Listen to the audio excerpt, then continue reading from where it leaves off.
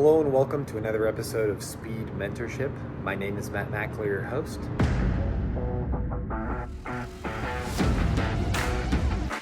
Well, guys, I'm really excited for today's episode. The guest is none other than Patrick McAlear, who is my grandpa. He is also the second generation CEO and owner of Service Spring Corporation. And him and my grandma, who was the CFO, both had an incredible impact on our company, on the organization. And in this episode, we're going to hear all kinds of different stories and just some of the challenges and stuff that he faced, along with some of his wisdom and leadership insights to make it through some of those things. So without further ado, here is my grandpa.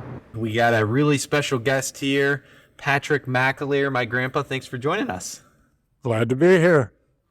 Well, for the first question today is going to be about your background. If you could just tell us a little bit about your background, some of the stuff of what you've done, that'd be great. Okay. I won't start at birth, but rather, let's say, high school and afterwards. Yeah. I went to high school locally here in Toledo, and after which went into the Army for a couple of years. I did work weekends and what have you prior to that as a cleanup boy and so on. Army for 2 years, 15 months or so in Germany. I got out early to go to the University of Toledo. Worked on a business degree and graduated in 2 years and 9 months. And during that period, got married to Marilyn and started a family. Prior to the family, went to work for a pharmaceutical company. Spent about 3.5 years selling to doctors, pharmacies, and hospitals, as opposed to being a drug dealer on the corner. Following that, went to work for Toledo Scale in the marketing department, promoting initially what's the difference between a Toledo scale and a competitor scale. And I got to write some documents and develop some procedures as to how to combat sales of competitors and so on.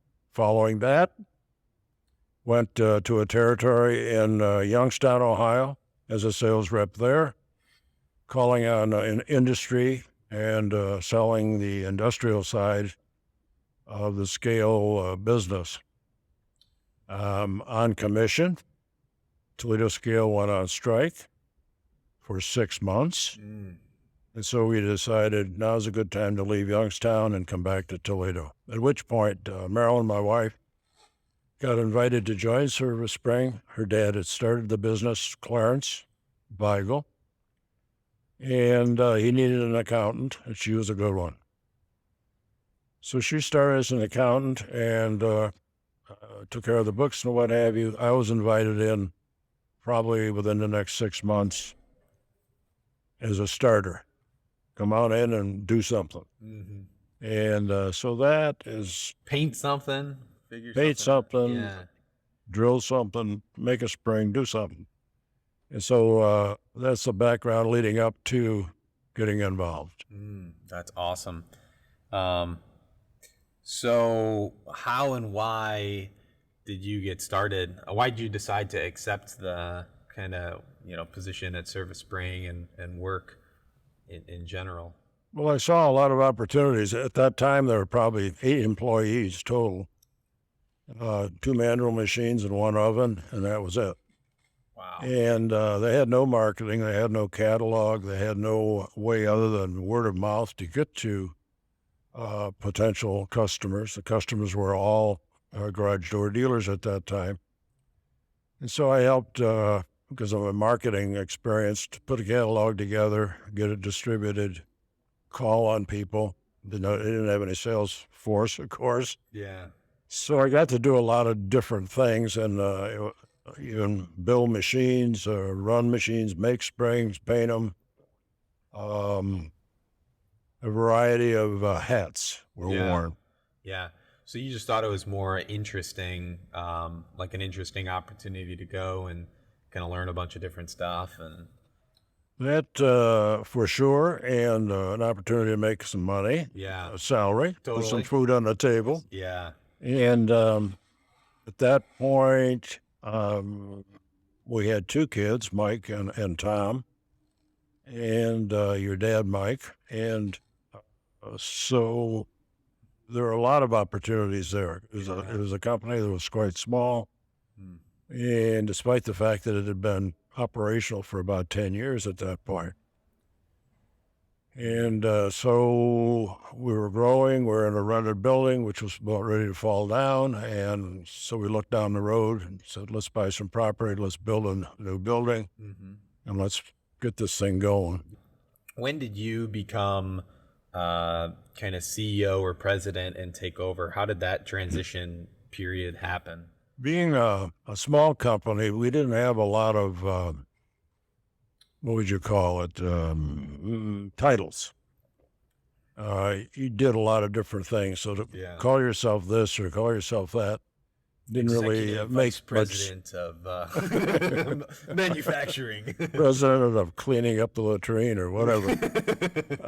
Titles weren't an issue. You worked out whatever had to be done. And your dad, I think, was the first real president, and he'd been with the company for a number of years. He'd worked through the summers and so on. And then as he got involved and brought technology to the company, he was made president. I'm not sure the date or time, probably in the 80s, maybe. And at that point, I said, well, I'm no longer the president, so I'll be the CEO. Yeah. But titles were never important. I had a business card that had nothing on it but my name. Yeah. It wasn't important to me to have a title per se. And how long were you, kind of acting CEO for? I mean, how long did you really do that?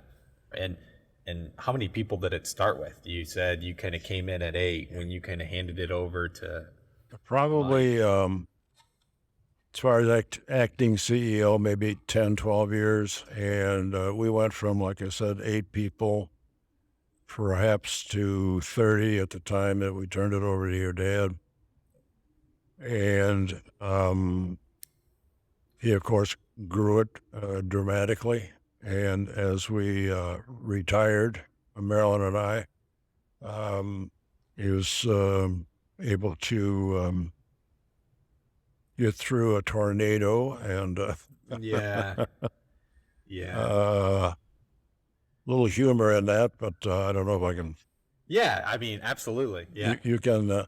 When the tornado went through, I think it was 2:00 in the morning. Your dad called me, Mike, and he said, "Hey, Dad, you remember those 2 shitty buildings you sold me? They're gone." So, you may have to cut that out, but in any event, that was kind of a humorous event that happened after retirement. But in any event, your dad did a wonderful job of expanding and growing, and being into technology such as he was. I think he majored in computer science. Yeah. No, that's really good. Do you remember how big, from a revenue standpoint, you guys were able to grow the company to? No. It's been 50 years now, you know. Yeah, exactly. It's funny the things you remember, because you remember the people, and all these stories and everything, but the numbers, as far as the numbers kind of matter. escape you. It's I can't tell you. I knew that we grew at a good rate. You could probably say 10, 12% a year. And the business back then was very cyclical. It was strong in the winter months with the cold, in the garage doors operating a lot more. Springs were breaking more. And so we were very busy in the winter months. Plus we had, at that time, archaic methods of getting the springs made, getting them out the door. It took a long time. Whereas now you're doing it in a matter of hours in the same day. We couldn't do that then. It was always the next day or longer. We might get 10 days behind sometimes in the winter. And so technology has helped a great deal to improve on that. And What your dad was instrumental in all of it. What do you think were some of the greatest, accomplishments while you were at SSC? Some of the things that you look back on that you were like, "Wow, this was pretty cool." Well, at the time, we thought we were technologically moving along when we got a fax machine, which allowed our customers to fax They're still stuff to doing it. fax today. And then we had an 800 number. We were the first one in our industry to do that, so the customer could call us on our nickel. And that helped a lot. We offered, at that time, a 5% discount if they pay in 10 days. I don't know if that's still in place or It not. is. For better or for worse, it is. That seemed to keep the cash flow going. That helped that. We built some changes in the plant. We went from having reels sitting on the floor, eating up a lot of floor space, to going to what I would call a drawer type of setup where you could load the wire on the floor, put it up in a elevated drawer holder, and that freed up a lot of floor space, speeded things was it up. your idea to come up with some of those, or? I copied it, actually. I'd seen it done somewhere else. Oh, okay. And but we improved on it, of course. That's good. Hey, so tell me about. I hear a lot of different stories, and I think it gets lost sometimes as far as what Clarence Veigel actually did with some of the competition. Like here he was involved in starting Penn Central Springs. I think there's another company called like Glass City Springs, and he started up some of these other companies. Do you remember some of the other competition that he started up? He had a hand in starting Napoleon Spring. He and his brother were involved in that, along with, I think it was just the two of them. And they had a gentleman that was kind of the clerk in the office and so on. And that clerk in the office, Ed Overhouse, eventually owned the business. Clarence Veigel stepped aside. His brother Ed sold out. In case of Clarence and arriving finally at Service Spring, he had no source of investors that he could go to. Banks wouldn't touch it because it was too, shaky. Risky. No, no background, no history. So he would start up other companies for some kind of fee, build the machinery for them, set them up, put them in business, get a fee for it. And he did that with Penn Central. He did that with not Glass City Spring, but a company down in Florida. Funny story there. But mostly to raise revenue. And then he would sell them. Then when Marilyn and I got involved, we said, hold it. We're giving away the store here. Excuse me. So we stopped doing that. We did it with Overhead Door Company. They were buying their springs from a company in Indiana. I can't think of the name of it now. It doesn't matter. And so we showed them how to make their own springs and built equipment for them and got them started. And he would actually build all the equipment himself? Yeah, I helped him.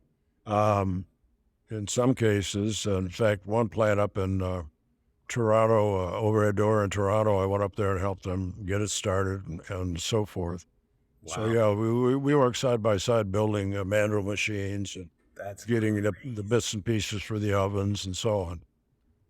And then eventually we got into an automatic machine. He had found one somewhere. We took it all apart, put it together to suit our needs, and started rolling long springs automatically, and cutting them up and so on to the customer specifications. So that was a upgrade technologically for the young company. So you eventually had to put the kibosh to this after, you're seeing like, man, our competition is getting all of this amazing equipment. He better have gotten a pretty dang good fee for some of those things, huh? Well, I don't know if he did or not. He's a pretty generous guy, Clarence Veigel, and he gave a lot of stuff away and didn't get compensated for it, which is fine. But that's the way he operated, and I was just thinking he was a Christian guy. Yeah. And if he could help you, he would. Wow. Do you remember how many businesses roughly he started? And he did more than just spring stuff as well, right? I mean, didn't you guys get involved in roll forming and Yeah, that was something that I brought up because I thought we ought to get into rolling steel doors and making the slats for them. And so we got a couple of roll formers and started to go in that direction. And we made the bottom brackets to go on the rolling steel doors. And we were putting cones in the end of the machines by hand. Yeah. Put the spring in a vise and crank them in one by one. And so I thought there's got to be a better way. So I developed a machine to screw them in from either end, hold the spring at the same time. And little by little, with improvements, it's come a long way. And I'm sure the ones you're using now are a lot more sophisticated. But that was a step up again. We were always looking for ways of making things easier to do, whether it was loading wire or screwing in the cones. And then when your son got involved and the volume was there, we went to automatic ovens where you could, continuous ovens. Put the spring in at one end, stress reliever through the oven and out the other end in 30 minutes or whatever it is. Whereas it took us all day. We'd put a load of springs on a cart, a couple 1,000 pounds at noon, put them in the oven, and 4:30 or so they'd come out. Wow. And you'd hustle through these hot springs, trying to get them ready to put them in the trucks and get them out the door. Man. So a lot of improvements have come. How long did it take you and Clarence Veigel to actually create some of the, to build some of these machines to sell to, obviously their competitors now, but just to sell them at the time? How long did it take you guys to build like a machine, a mandrel or? We got pretty good at building them. There was standard dimensions. They're all the same. You'd have, a 5-horse, 3-phase motor. We'd have a electric brake on it. We'd have some switches. Mandrels, we would order the specific mandrels of different sizes from a supplier. We would basically pipe. We'd take the pipe and put a square drive end on one end and perhaps one on the other end. And so they were made in-house. Hour-wise, I can't tell you. It took, 3-4 days maybe to That's build a manual. incredible. That it would be 3 to 4 days.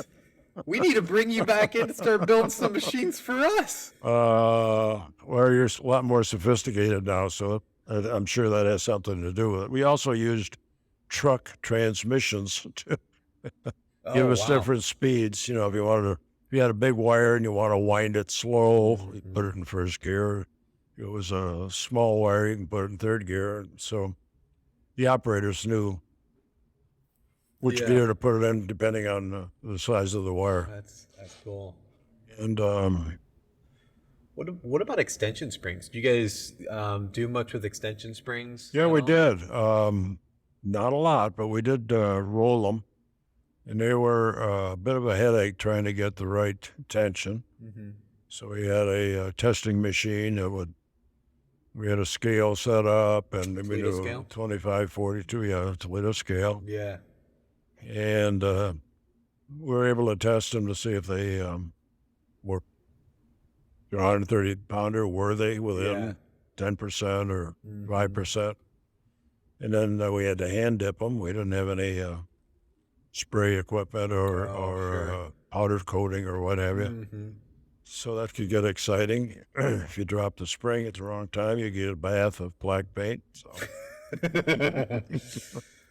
So a lot of things were done differently. Cool. The cones that we had back in the day were sand cast, and so when we got them, we had to drill them for the winding bars. You had to drill them for the set screws and put in threads for the set screws.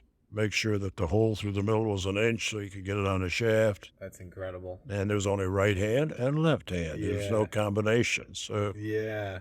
you painted the reds and the blacks so you could designate what was what. The castings are also sand cast here locally. We got them in White House, as a matter of fact, where you live. And they had to be, again, cleaned up and drilled and tapped and so on. Wow.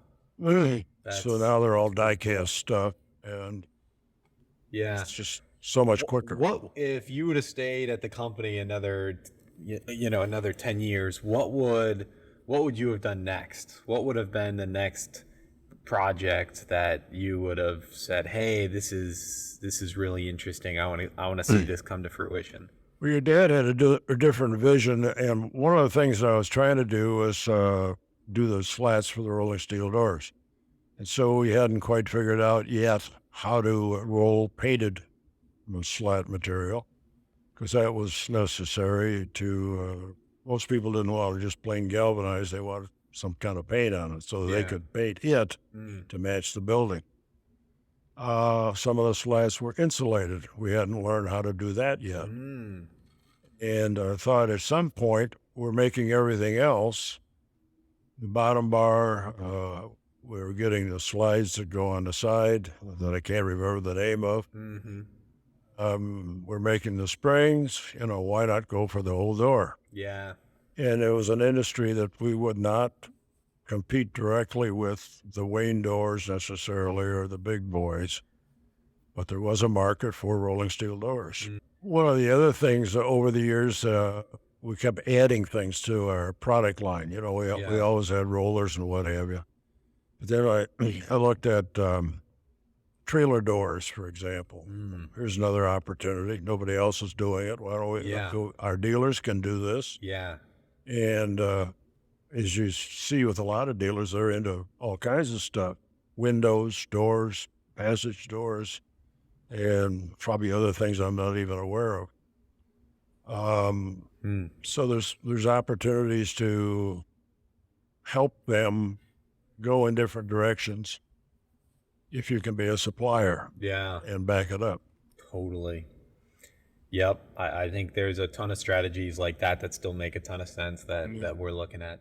We got into the drain cleaning business that way. We looked at it as, well, it's a big spring. We can make those. Totally. A long spring. And so we had an opportunity to buy a small company and get into that market, backed into it sort of.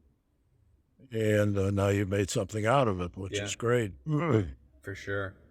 So what would you say is the hardest thing about being a CEO or, somebody running, the company, family-owned business? What do you think were some of the most difficult things, some of the most challenging things? I think being the boss or CEO or owner, most of the issues were with people, trying to get good people on board, to stay on board.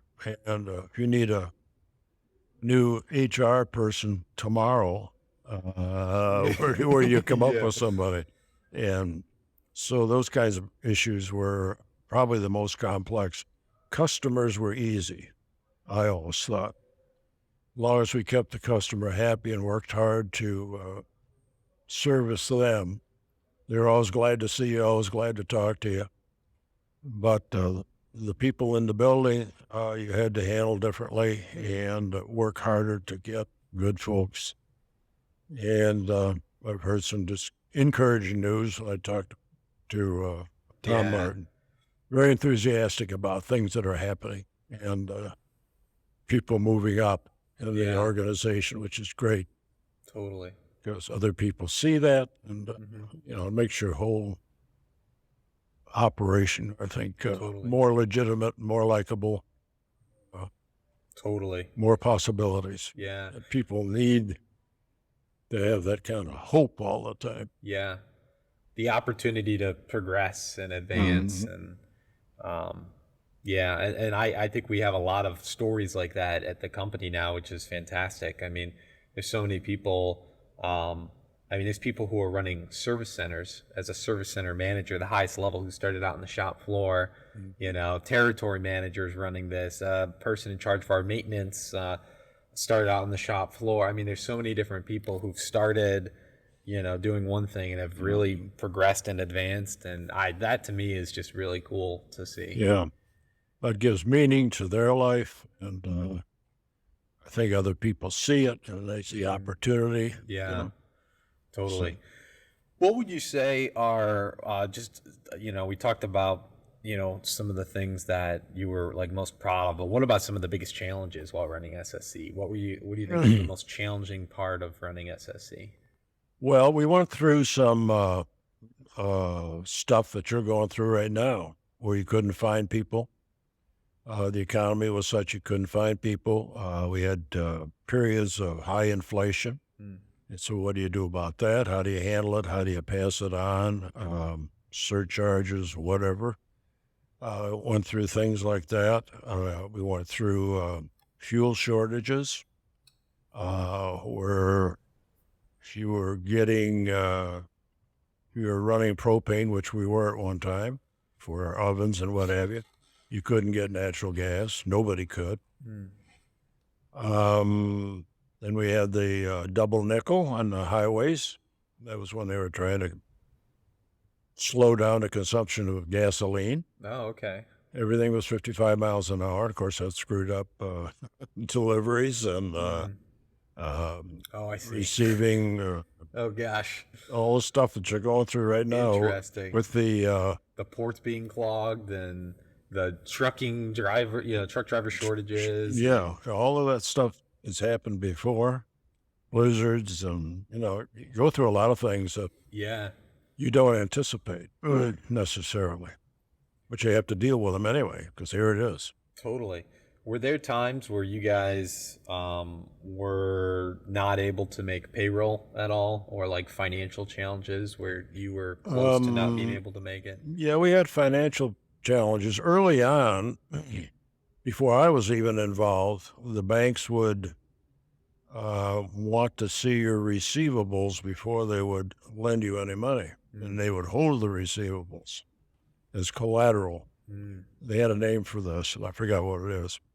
When Marilyn and I got involved, we were stable enough that we could make payroll. We had some debt. We also had stockholders. That was another way of Clarence Veigel's raising some money. He would say, you give me $10,000 and I'll give you so many shares of stock, plus this kind of a dividend. For example, they might give somebody a penny a pound on every pound of wire that went out the door. So-and-so would get a penny of the whatever you charged for. Yeah.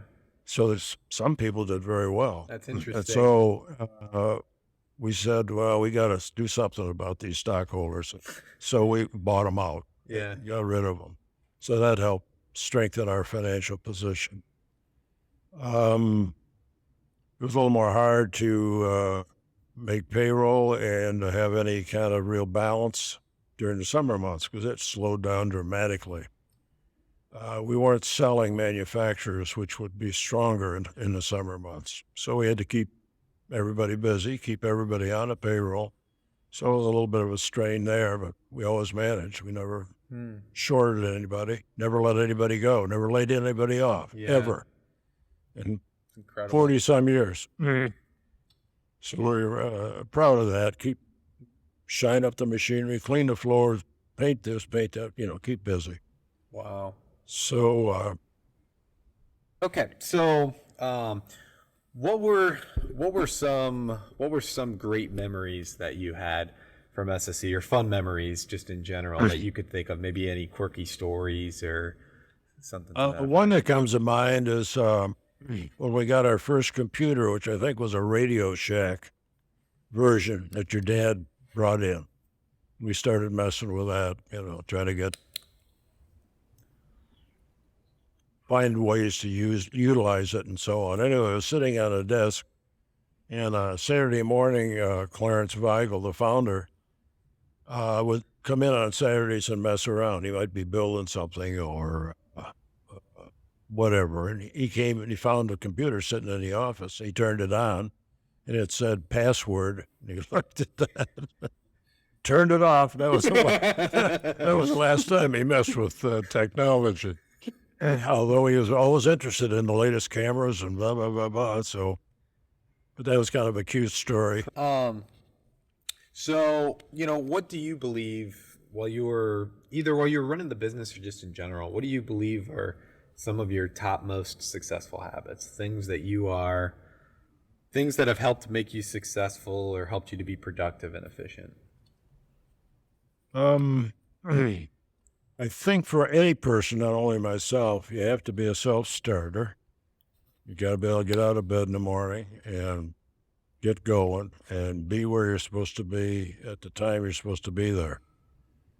And that takes a lot of self-discipline. And some people have it, some people don't. Some can't find the door, to get out of the house. So self-discipline is important, and I think you learn that as a kid, your family, how they operate, your parents, and how they bring you up. When you come home, you change your clothes, and you have all these rules and regulations. Yeah. If you start with a young kid and bring them along, it sticks with them the rest of their life. Yeah. One of your questions I think you're going to ask sooner or later is, have I read any books about leadership? Yeah. And the answer is no. I read one book recently. I've read a lot of books, but not about leadership. Mm-hmm. But I read a book by baseball player, Cal Ripken. And he played for the Baltimore Orioles, shortstop, third base. But his baseball claim was he played over 2,600 games in a row without missing a game. Whether he was hurt, sick, or whatever, he showed up every game. It's powerful. And the name of the book that he had written was Show Up. Yeah. And that's so important. It's not just showing up for your job, but showing up in so many other things. If you tell somebody you're going to do something, do it. Tell somebody you're going to call them back this afternoon, do it. No matter if you got to stay there all night. Do what you're going to say you do. People are impressed by what you do, not what you say. And if you don't let your customer down, they have a lot of confidence in you, and that's important. I think Dad always said that was one of his greatest takeaways from you, and just some of the wisdom and leadership that he received from you was that your actions are more powerful than your words, and to do a little bit yet less of this and a little bit more of doing. And he told me that all the time. That's particularly true of your customers.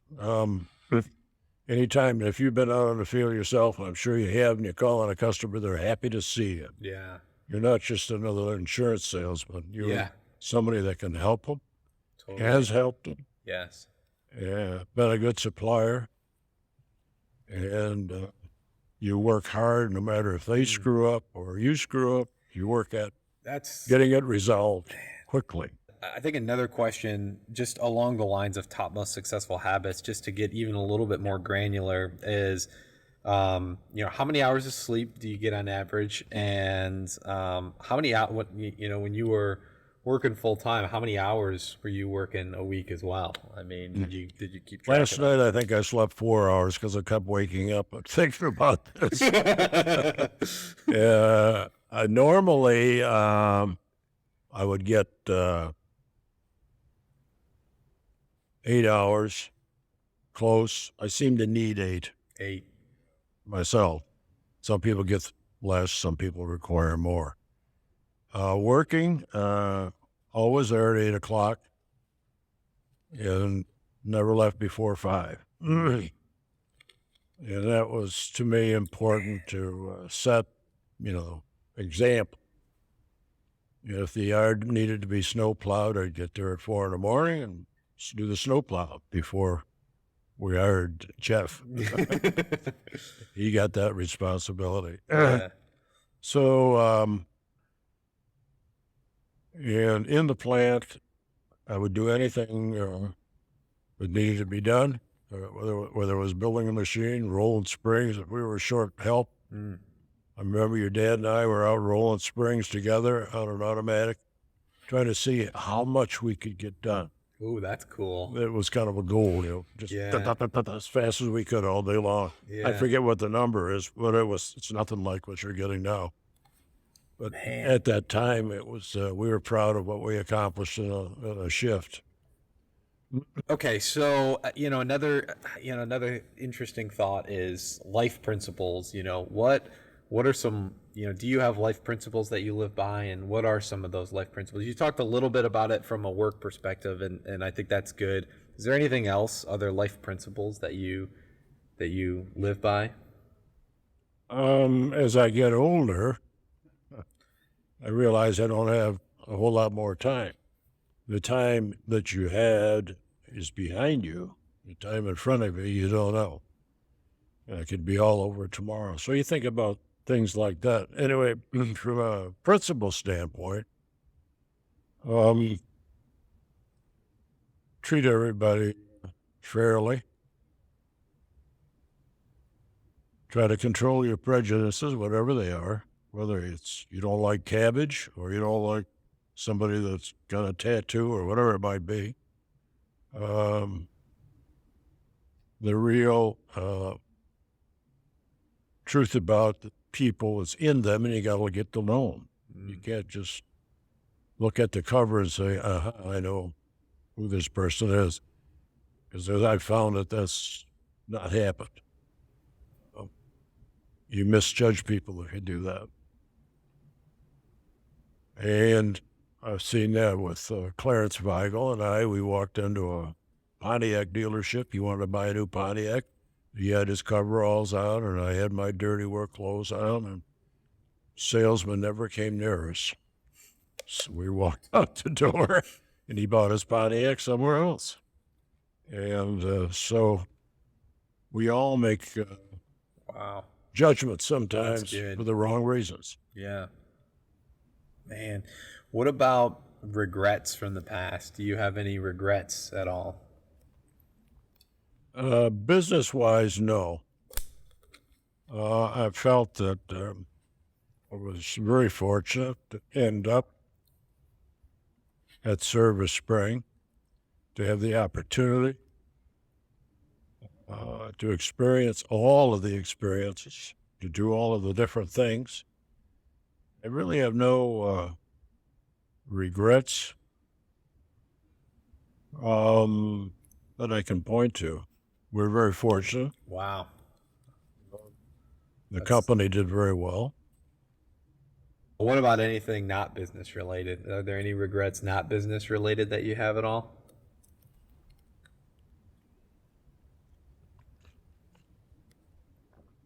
As I said, I had a fortunate life. I was able to do all the things I wanted to do. Marilyn as well. We got to travel around the world. We got to play with all the toys that there are. Yeah. We got to do a lot of that stuff together as husband and wife. Super blessed. Is there anything that I can say, gee, I wish I would have done that, or that was on my bucket list and didn't get to do it? Yeah. That's perfectly content at the moment. So that is incredible. Well, that is what I want to try and that's what I want to try and get to. So that's awesome. But Grandpa, appreciate you being on the podcast today. Well, thank you very much for inviting me. Well, hopefully you guys found value in today's episode.